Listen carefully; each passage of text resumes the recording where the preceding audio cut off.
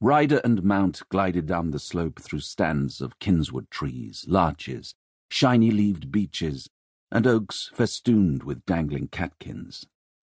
Silent and surprising, the pair appeared first in one beam of bright sunlight, then another, at a speed that would have startled any merely mortal eye.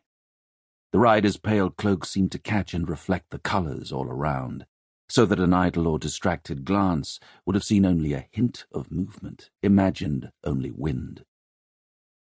The warmth of the day pleased Tannahaya. The music of forest insects pleased her too, the whirring of grasshoppers and the hum of busy honeymakers. Even though the smell of the mortal habitation was strong, and this patch of forest only a momentary refuge, she spoke silent words of gratitude for an interlude of happiness.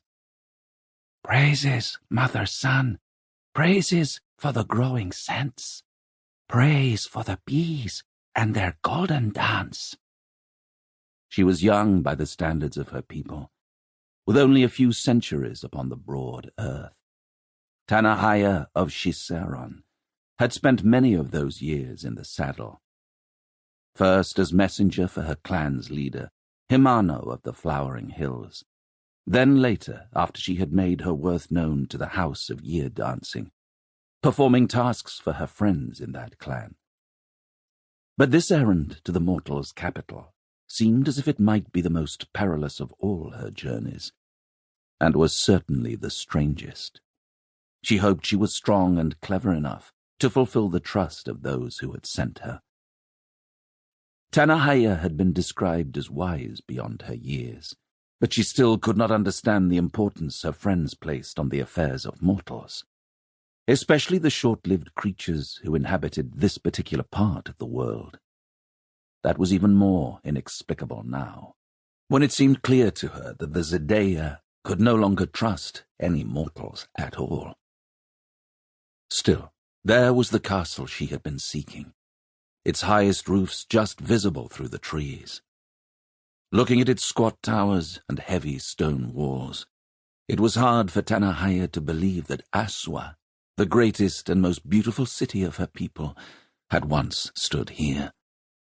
Could anything of their old home be left in this pile of clumsy stone that men called the Hayholt? "I must not think of what might be true, of what I fear, or what I hope." Horse and rider moved down the slope. "I must see only what is. Otherwise I fail my oath, and I fail my friends." She stopped at the edge of the trees. "Tsa, spider silk," she whispered, and the horse stood in silence as Tannahaya listened. New noises wafted up the slope to her, as well as a new and not entirely welcome scent, the animal tang of unwashed mortals. Tannahaya clicked her tongue, and Spider Silk stepped aside into shadow. She had a hand on the hilt of her sword when a golden-haired girl dashed into the sunlight, a basket of winter flowers swinging in one hand, daffodils and snowdrops and royal purple crocuses.